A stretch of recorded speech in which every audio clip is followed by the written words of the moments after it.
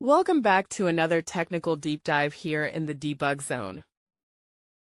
Today we're tackling a big question and breaking it down with insights from other users. Hopefully this clears up some misconceptions and helps you get the answer you need. So buckle up, stay a little curious, and let's jump right in.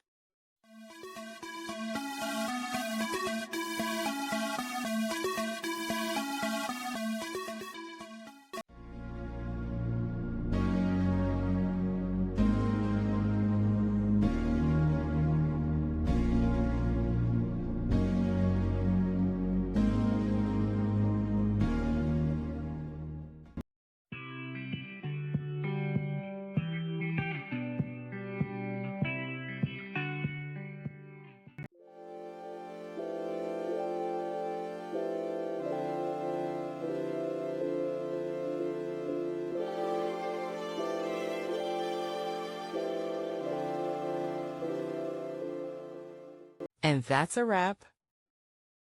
I hope you found the answer you were looking for. If you did, take a second to hit that subscribe button. It really helps out. And let me know in the comments which solution worked best for you. See you next time in the debug zone.